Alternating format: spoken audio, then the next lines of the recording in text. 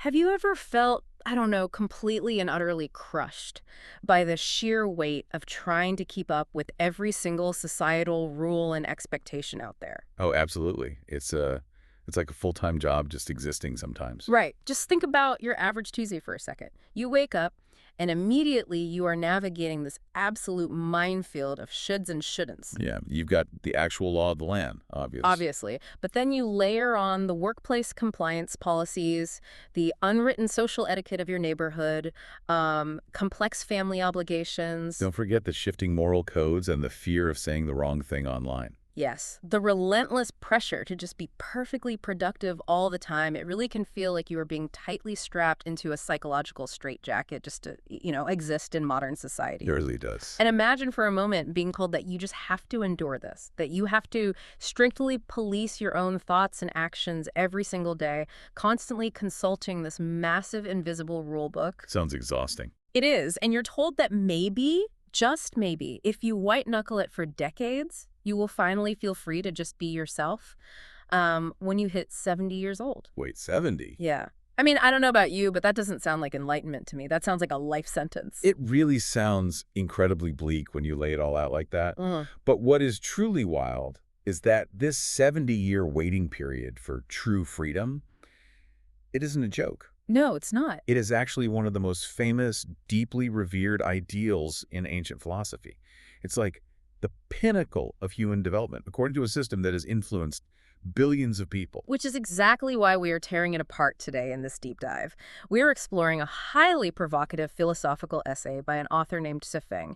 It's titled Follow Your Heart's Desires Without Overstepping Boundaries. Very quiet title. It is. And this text takes a really hard, critical look at ancient philosophy, specifically the bedrock teachings of Confucius, and it completely deconstructs the exhausting nature of living by rules. Yeah, but it doesn't stop at just complaining about the bureaucracy of life, right? Exactly. It actually proposes a radical alternative way of living, asking a very dangerous question. Can we completely bypass that 70-year waiting period? To really grasp the gravity of what this essay is attempting to dismantle, we have to look at this specific moment that sparked it. The TV show, right? Yeah. The author, Sue Feng, was watching CCTV's 100 Schools Forum. There was this broadcast where Professor Yu Dan, who is a prominent academic, was discussing the way of life as found in the Analects of Confucius. Okay. The text notes that this television lecture was brilliant, truly exhilarating. But because of television time constraints, the professor had to completely gloss over one crucial, tantalizing concept. Television, always cutting the best parts. Right. And Jufeng describes this missed opportunity as a delicious peach just out of reach. Okay, I'm assuming that delicious peach is the secret to not spending your entire life in a philosophical straitjacket. Pretty much, yeah. That peach is Confucius's famous theory on the sequential stages of life.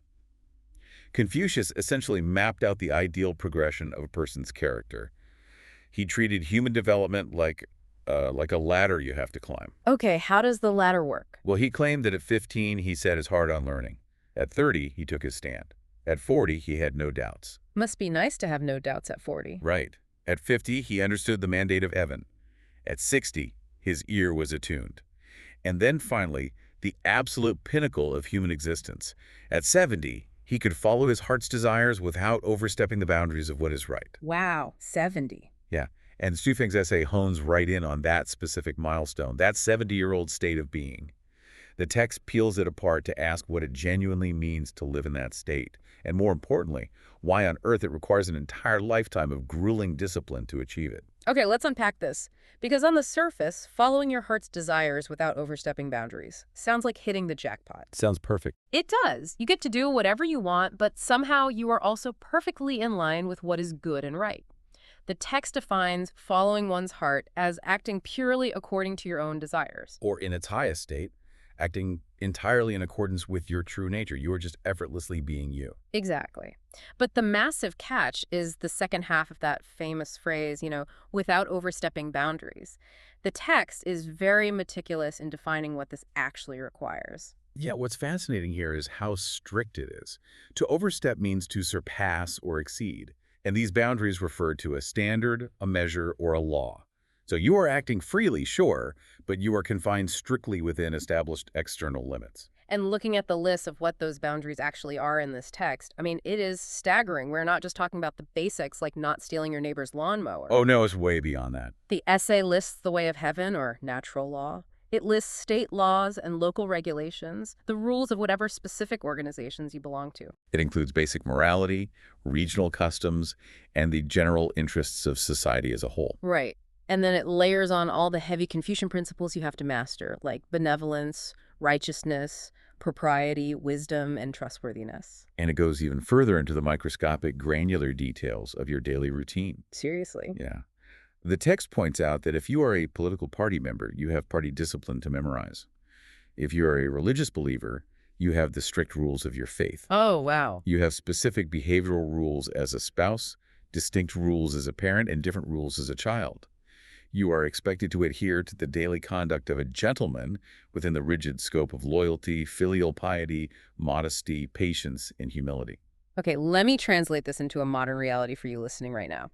Imagine you are handed the keys to this beautiful, massive open sandbox. You are told, go ahead, jump in, follow your heart, build whatever sandcastle your true nature desires. Sounds like a great time. It does, but right before your foot touches the sand, a bureaucrat hands you a 10,000-page manual on sandcastle zoning laws, structural engineering codes, and, I don't know, historical sand sculpting ethics. That definitely ruined the fun. Right. And you have to perfectly memorize and execute all of it so you don't accidentally build a castle that offends the neighbors or violates the homeowners association guidelines. Exactly. So I have to ask, if these boundaries are so extensive, so overwhelmingly detailed, how is it logically possible to feel free? You aren't free, you are just a master at policing yourself. That tension you're pointing out is exactly what makes this fascinating. This immense friction between internal desire and external regulation is precisely what Confucius was trying to engineer. Wait, he wanted that friction. Well, he wasn't trying to make people feel liberated in the modern sense.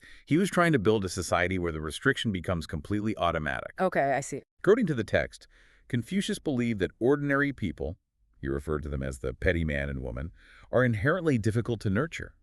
They need these strict external boundaries to keep them from descending into total chaos. So it's about control. Yes. The grand design was that by practicing these exhaustive rules meticulously for 5 or 6 decades, by the time you finally hit 70, the rules are so deeply ingrained in your neurological pathways that your heart's desire naturally aligns with the rule book. Oh, I get it. You don't want to break the rules anymore because the rules have literally become your nature. Precisely. It is a vision of a perfectly regulated, deeply harmonious society where everyone acts like a flawless, frictionless gentleman. And to be fair, the essay does give Confucius credit for that vision. It paints a picture of what this Confucian utopia would look like if it actually worked perfectly. A very appealing picture. It is. Subjects are flawlessly loyal to their rulers, fathers are perfectly kind to their children, husbands and wives exist in total harmony, brothers unconditionally love each other. It sounds like a painting of a tranquil, peaceful village where conflict doesn't even exist. It's a perfectly manicured garden of a society. But having established that beautiful, idealized vision, the text immediately pivots. Oh, here we go. It reveals a structural, fatal flaw in the system. A vulnerability so deep that it explains why strictly following these millions of boundaries might actually be dangerous to the very people practicing them. Yeah, I want to dig into this flaw, because Hoyafeng argues that this massive web of rules actually numbs human nature. If you spend your entire life being conditioned to be perfectly compliant, perfectly harmonious, perfectly agreeable to every rule and custom, you effectively turn into a sheep. A sheep, exactly. But, I mean, the sheep analogy feels a bit cliche. What is actually happening to the society structurally? Think of it like biological immunity. Confucius essentially tried to build a behavioral, ethical clean room. He put society inside a completely sterile bubble of propriety and boundaries. Okay. If you live your entire life in a sterile bubble, your immune system never develops antibodies. You lose the capacity to fight off pathogens because you've never had to deal with them. That makes total sense. Right. So the fatal flaw is that the system relies on 100% participation. When a pathogen, a bad actor, or what the text calls a wolf, finally breaches that bubble and simply decides not to play by the rules, the society has no immune response. Oh, wow. They have no mechanism to resist because their entire existence, their entire philosophy is based on compliance, submission, and avoiding conflict. Here's where it gets really interesting. So We are talking about a system built on absolute virtue that ironically leaves its most faithful followers completely defenseless as prey for rule breakers. Yes, unfortunately. The more virtuous you are, the more vulnerable you are to exploitation. I mean, is this essentially the ancient philosophical version of nice guys finish last? If we connect this to the bigger picture, yeah, pretty much. Yeah. That totally upends why we revere this philosophy, doesn't it? It really does. Does the text imply that Confucius eventually realized his pristine bubble was actually a trap? It does, actually.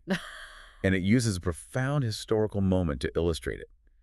The text quotes Confucius's famous, somewhat melancholic lament from later in his life. What was it? He said, "If in the morning I hear the way, in the evening I can die content." Wow. The author suggests this wasn't just a casual poetic statement. It was a devastating admission of a missing piece. Confucius had spent his entire life painstakingly building this behavioral cage of propriety, but he realized it wasn't enough. He knew something was off. Yeah, he yearned for something deeper, something beyond just human-made rules. He yearned for the way. And the essay highlights that Confucius actually called his contemporary, the philosopher Laozi, a divine dragon whose head can be seen but not its tail. Which is huge praise. It's a staggering acknowledgement of his own system's brittleness compared to Laozi's profound understanding of natural alignment. The text concludes this section by suggesting that, given this massive structural vulnerability, we might actually be much better off abandoning the rigid boundaries of Confucius and looking toward Laozi's philosophy. And we desperately need a different approach today. Because if we thought the rules of ancient society were complex, the text argues that the modern world has taken this exhaustion to an entirely new, almost absurd level. Oh, absolutely. Xu describes his own feeling when trying to interpret this concept for today's world, and the word he uses is simply overwhelming. It is. It's a terminal case of information overload. The author points out that to effectively not overstep boundaries today, you would have to master the way of heaven, natural laws, constitutional laws, political party rules, corporate regulations, shifting local customs, morality, virtue, benevolence, international human rights. The list expands every single day. It never ends. Think about trying to navigate your life by explicitly memorizing all of that. Imagine trying to download the entire United Nations legal code, your national constitution, the privacy terms of service for every app on your phone, and the constantly shifting, unwritten social rules of your neighborhood into your brain just to safely go to the grocery store on a Tuesday. It's impossible. The text points out a fascinating paradox here. From UN laws to national legislation to corporate compliance, our rules are becoming incredibly detailed and more numerous. We have a specific law or policy for absolutely everything now. We do. Yet the world is only growing more complex, more problematic, and vastly more chaotic. The boundaries aren't saving us, they are just exhausting us. So what does this all mean? If we are throwing out this encyclopedic legal code, this internal compass Shuifeng proposes has to be incredibly robust. What is the actual framework he is suggesting we replace it with? The proposed solution is a radical pivot from legalism to spiritual alignment. The text lays it out as a core series of reverences. You revere the greatest creator, revere life, respect nature, and follow the way. Okay, let's clarify that real quick. Yeah, within the context of Jiufeng's writings, the greatest creator isn't necessarily a specific religious figure with a rulebook.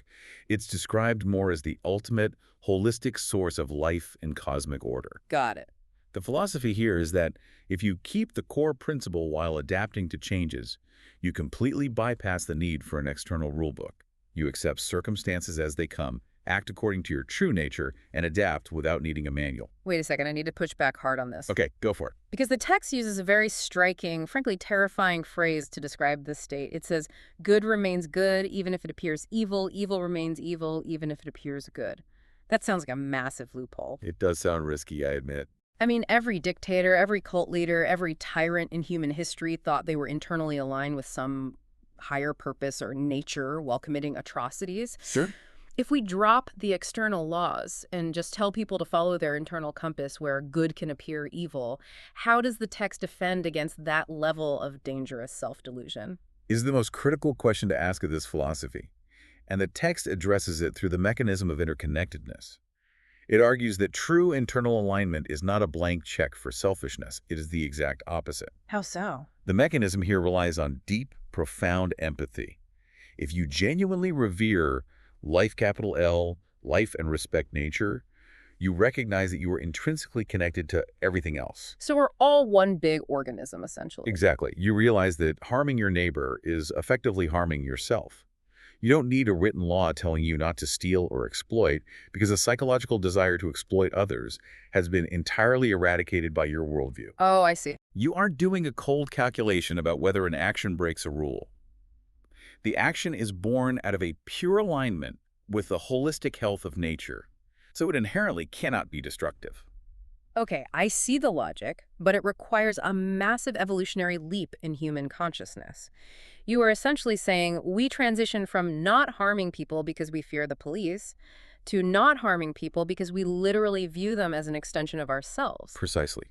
You have achieved this state of following your heart's desires without overstepping boundaries, not by painfully memorizing the boundaries over 70 years, but by rendering them entirely obsolete. But if this internal alignment is so much better, so much more efficient, why have we spent thousands of years worshiping the rule makers? Why is Confucius so famous if his system is so flawed? Well, the author explains this by arguing humanity had to go through a sort of philosophical grade school before reaching this point. He builds this incredible educational hierarchy to categorize historical philosophers. Oh, I love this part. It is a brilliant structural metaphor. The text argues that humanity couldn't just jump straight to pure internal alignment. We needed training wheels. So it says that Confucius serves perfectly as a teacher for elementary school students. Which makes sense because elementary students absolutely need strict external rules. Keep your hands to yourself, walk in a straight line, don't speak out of turn. If you don't have that, the classroom is just chaos. Exactly. It is foundational external discipline. Then the text says lousy is for high school. Moving up a grade. Right. Once you have the basics down, you can introduce more abstract, complex concepts of nature, flow, and the way, moving slightly away from rigid rules. Then Buddha is positioned as a university professor. Dealing with the heavy stuff. Yeah, where humanity starts dealing with deep existential realities, the deconstruction of the self, and mastering the mind. And finally, Jesus is presented as guiding graduate students, pointing toward ultimate spiritual salvation, self-sacrifice, and universal love. It's a really fascinating way to view human ideological progression. But the essay doesn't stop at grad school, does it? No, it doesn't. It claims there is a space that goes beyond all of these historical schools of thought, culminating in the ultimate example of a rule-free society. And this brings us to a concept the text calls Lifechanyuan. Right. Now, for context, this isn't just an abstract thought experiment. The author, Shuifeng, actually founded a physical utopian community based on these exact principles. And the description of how this place supposedly operates is wild. It really is. The text states that Lifechanyuan has 0 rules or regulations. None. Its members have no assigned responsibilities, no legal obligations to the group, and there are absolutely no commanders, managers, or leaders issuing orders. Yet despite having 0 rules and 0 authority, the text claims Lifechanyuan is completely harmonious, peaceful, and stable. It asserts the members are highly motivated, they constantly strive for self-improvement, they form incredibly close-knit relationships, and they're willingly eager to sacrifice for one another. Okay, let's bring this back to reality for a second. A physical community with literally 0 rules where nobody is in charge, nobody has any required chores, and everyone just perfectly gets along. That's the claim. If there is no chore chart, who takes out the trash? If there are no rules, who decides how food and resources are shared? It feels like this is ignoring the basic realities of human friction. Is this a workable reality for humanity or just an impossible dream? How does the text explain the actual logistics of this? This raises an important question, for sure. The logistics rely entirely on the theory of spontaneous order driven by internal harmony. Again, looking impartially at the text's claims, it positions Lifechanyuan as the living, breathing embodiment of that graduate-level spiritual alignment we just discussed. So they internalize the empathy? Right. The argument is that when individuals truly internalize the reverence for life and nature, external enforcement becomes entirely redundant. To use your example, the trash gets taken out, not because there is a laminated chore chart on the fridge or a manager threatening to fire you, but because a person aligned with nature naturally desires a clean, healthy environment and acts spontaneously to maintain it. Interesting. The text views this as a tangible paradise achievable by humanity right now, provided we have the courage to abandon our reliance on exhaustive rulemaking and instead cultivate this profound internal alignment. And that brings us to the final, sweeping takeaway of our journey today.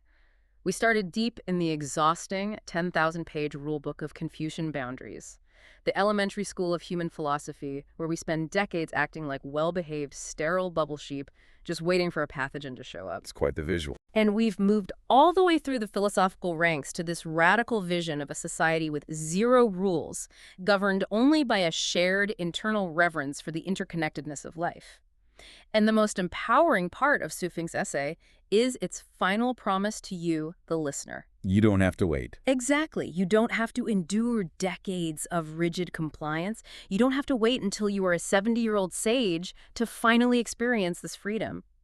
The essay insists you can step into the state of following your heart's desires without overstepping boundaries right now, even if you are 7 or 8 years old, simply by throwing away the rule book and recalibrating your internal compass. It is a profound paradigm-shifting move from seeking external perfection to trusting internal alignment. But as we leave this text, there's a lingering complex thought worth exploring on your own. Always have to leave them with something to ponder. Of course. If true freedom comes from having absolutely no external rules and relying entirely on our internal alignment with nature, well, what happens when two people's internal, deeply felt nature tells them to do completely opposing things? Ooh, that's a tough one. Right. Can a complex modern society truly function without any agreed-upon rule book to mediate those inevitable differences? Or, despite our highest spiritual alignments and best intentions, is the capacity to exploit the wolf always going to be an unavoidable part of human nature, just waiting for the fences to come down? Definitely a question to keep you awake tonight. Or, at the very least, something to chew on the next time you find yourself stuck in the sandbox, desperately trying to memorize the zoning laws just to build a castle. That is all for this deep dive. Keep questioning the boundaries, and we will catch you next time.